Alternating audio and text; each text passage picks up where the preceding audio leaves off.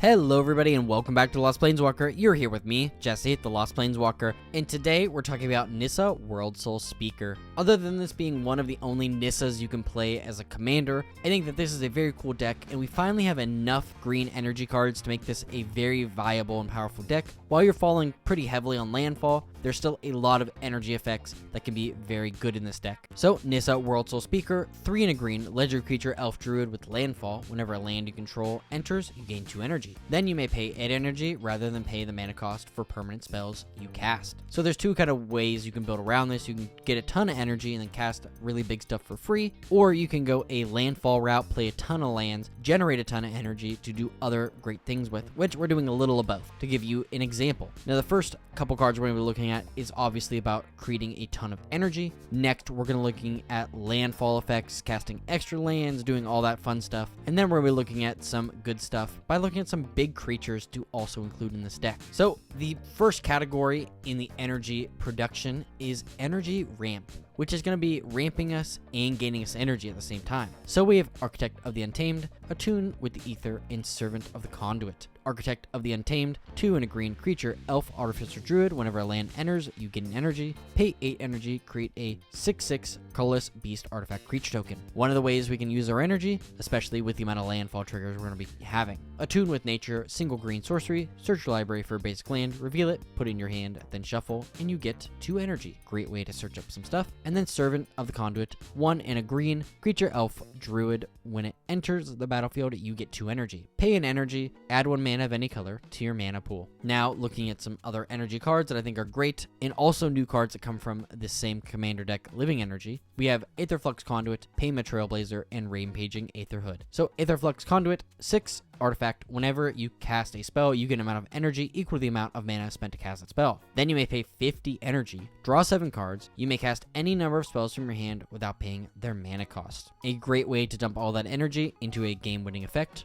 Payment Trailblazer, 2 and a green creature, elephant, warrior with trample. When this creature deals combat damage to a player, you get that much energy, and you can exhaust this creature, pay 6 energy, put 2+1/+1 counters on this creature, then draw cards equal to the greatest power among creatures you control. And last but certainly not least, Rampaging Aetherhood, 4 and a green creature, snake hydra with trample and ward 2. At the beginning of your upkeep, you get an amount of energy equal to this creature's power. Then you may pay 1 or more energy. If you do, put that many +1/+1 counters on it. Like many hydras, this can double every turn. In addition, we can just pump more energy into it, making it get even bigger every turn, even faster. So some of the other energy cards are Aetherwind Berserk, Aetherworks Marvel, Decontition Module, Gonti's Aether Heart, Pema Aether Seer, Primal Prayers, and Solar Transformer. Diving into those landfall effects, which there are a lot of, which this deck kind of finds its place securely in, we have big landfall effects with Ancient Green Warden, Ashaya Soul of the Wild, and Spring Heart and Tuco. So, Ancient Green Warden, 4 green creature elemental with reach. You may play lands from your graveyard, and if a land entering the battlefield causes a triggered ability of a permanent you control to trigger, that ability triggers an additional time. A great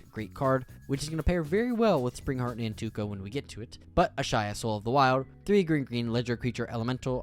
Ashaya Soul of the Wild's power and toughness are equal to the number of lands you control, and non-token creatures you control are force in addition to their other types. This is going to make it so every creature that's a non-token that enters is going to also act as a forest, doubling up, tripling, whatever, how many spells we can cast a turn, all of our landfall effects. And then Spring Heart Nantuko, 1 in a green. You can also bestow it for 1 in a green. Enchant creature gets +1/+1. Landfall, whenever a land enters the battlefield under your control, you may pay 1 in a green. If you do, attach it to a creature you control. When you do, you create a token that's a copy of that creature. If you didn't create a token this way, create a 1/1 green insect creature token. Not only are you going to get a ton of insects if you don't want to pay this, but if you were to make multiple copies of Ancient Green Warden, then you can get even more triggers, and this happens for a ton of the cards in our deck. Looking at cards that give us more benefit for more landfall, we have Avenger of Zendikar, Loot, Exuberant Explorer, and Nissa, Resurgent Amnemist. So, Avenger of Zendikar, 5 green creature elemental. When it enters, create a 0/1 green plant creature token for each land you control. And then Landfall, whenever a land enters the battlefield under control, you may put a +1/+1 counter on each plant creature you control. Doubling up our landfall effects from Ancient Green Warden is even better with Avenger of the Battlefield. Loot, Exuberant Explorer, 2 green legendary creature, Beast Noble. You may play an additional land on each of your turns, and 4 green tap. Look at the top top 6 cards of your library, you may reveal a creature card with mana value less than or equal to the number of lands you control from among them. Put that onto the battlefield, then put the rest on the bottom of your library in a random order. Very cool effect, and loot is definitely worth including. And so is Nissa, Resurgent Animist. 2 in a green, legendary creature, Elf Scout. Landfall, whenever a land enters onto the battlefield under your control, add 1 mana of any color. Then, if this is the second time this ability resolved this turn, reveal cards from the top of your library until you reveal an elf or elemental card. Put that card into your hand, and the rest on the bottom of your library in a random order. Now, we do have some great elementals in this deck that are definitely worth getting, so this is going to be a great way to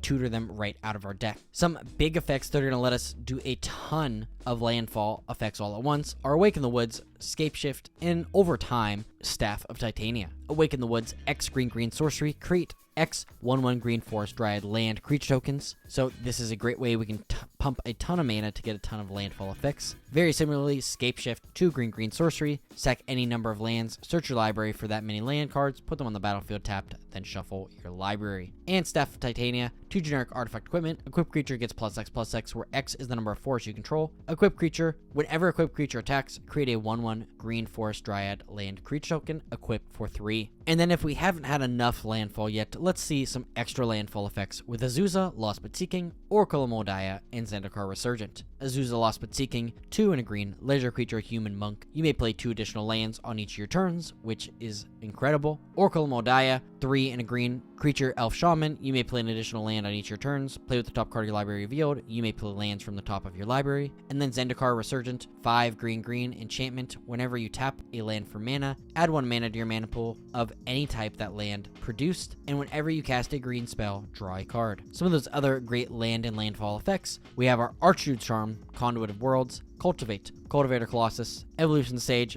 Exploration, Explore, Hero, Jaheira's Respite, Kodama's Reach, Lotus Cobra, Mossborn Hydra, Nature's Lore, Nissa Who Shakes the World, Rampaging Baloths, Rampant Growth, Rappanap Excavator, Roiling Regrowth, Sakura Tribe Elder, Scootswarm, Tireless Provisioner, and Tireless Tracker. Finally getting to that good stuff with some big end game things. We have Apex Devastator, Creator of Behemoth, and Vorinclex Monstrous Raider. All great cards we're going to want to use to end the game. So Apex Devastator, 8 green creature, Chimera Hydra with Cascade. This would be a great target to use Nissa's ability to cast for free in order to get 5 permanents on the board for free. Creator of Behemoth, another great target. This is going to let us dump our hand, and then Creator Hoof for even more power. 5 green creature beast, haste. When this enters the battlefield, creatures you control gain trample and get +X/+X until end of turn, where X is the number of creatures you control. And then Vorinclex Monstrous Raider, 4 green legendary creature, Phyrexian Praetor, trample haste. If you put 1 or more counters on a permanent player, put twice that many of each kind of those counters on that permanent player instead. And if an opponent would put 1 or more counters on a permanent player, they put half that many of each kind of those counters on a permanent or player instead, rounded down. Great way to limit our opponents from doing a ton of great things and also helping us end the game. The other good stuff we have is Etheric Amplifier, Arcane Signet, Beast Whisperer, Beast Within, Entish Restoration, Eternal Witness, Usurious Predation, Green Sun Zenith, Heroic Intervention, Return of the Wild Speaker, Shamanic Revelation, Soul Ring, and the Great Henge. Now, I did not build out the land base in this deck because it is a mono green deck and you're searching for a lot of basics in this deck. So there is definitely a need for some non-basic green lands in this deck, but I think for right now, that's probably a pretty good base. And if you want to expand on that, go ahead. But let me know what you think of this deck. I thought that this was a very cool deck. You know, there's definitely a lot of other energy payoff stuff you could look for and add in. These were just a couple I decided to. Let me know in the comments down below what you decide to add or cut. I would love to hear it. In addition, if you would please leave a like, share this video with a friend, and subscribe, that would mean the world to me. And if you really want to help me out in another way, please check out my Patreon. Trying to grow that, and it would mean a lot to me if you would just give it a look. But now, let's look at today's Scryfall card of the day with Celeborn the Wise. His eyes were keen as lances in starlight, and yet profound, the wells of deep memory. Thank you so much for watching, and as always, I'll see you later, Planeswalkers.